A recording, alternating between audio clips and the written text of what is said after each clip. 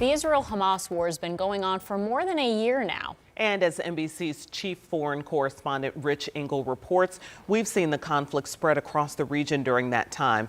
We do want to warn you that some of the video you're about to see may be graphic. It has been one of the most destructive, violent, and transformative years in the Middle East in a decade. Israel's war on Hamas, payback for the October 7th massacre, has left Gaza in ruins. Everywhere you look, there is just nothing left standing. Lawless and teetering on the brink of famine. Israeli forces killed Hamas's top leader, along with more than 45,000 Palestinians, according to local officials. For the first time, the clerical regime in Tehran abandoned its caution and launched 2 direct attacks against Israel, firing hundreds of missiles and drones. Well, there is a lot of activity in the sky here as well. I think you can see some of these flashes of light. The only person killed was a Gazan, crushed by a missile shot down by air defenses. Wrong time, wrong place. Israel responded with restraint so far, with complex long-range air attacks that targeted Iranian defenses. It was a clear message that Israel can launch a devastating air campaign at will. Lebanon felt that firsthand as well when Israel launched a war against Hezbollah to stop the group from firing rockets into northern Israel. You can get a sense of how powerful this blast must have been, just by how much debris there is. Israel shattered Hezbollah. Hezbollah blaming Israel for an unprecedented attack that involved blowing up its members' pagers. And assassinated its leader too, and his chosen successor.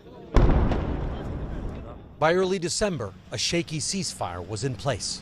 The fighting across the Lebanese-Israeli border will end. Will end. This is designed to be a permanent cessation of hostilities. Weakening Hezbollah changed the balance of power across the region. In neighboring Syria, it created an opportunity for Islamist rebels who had been fighting against the government for a decade. Rebel forces marched into the capital of Damascus and overthrew the regime of dictator Bashar al-Assad, whose family had ruled the country with an iron fist for over half a century. Assad's government had been propped up by 3 seemingly reliable backers: Russia, Hezbollah, and Iran, but none of them would or could step in to save his government. The rebels saw an opportunity and took it. There is one word I'm hearing over and over again. It is Hurriya, Arabic freedom. And a lot of celebratory gunfire. Syrians were in a state of shock, delighted the dictator was gone, but not sure if they could trust the rebels' promises that they'd be more moderate. The map of the Middle East is being redrawn by the hour. Richard Engel, NBC News. Well, for the second year in a row, Christmas celebrations in Bethlehem are marked under the shadow of the war in Gaza. There are almost no tourists in the biblical town Christians see as the birthplace of Jesus. There is no giant Christmas tree in Manger Square and no twinkling lights and very few public decorations or displays. The mayor of Bethlehem issued a statement saying the message of Bethlehem is a message of peace and hope.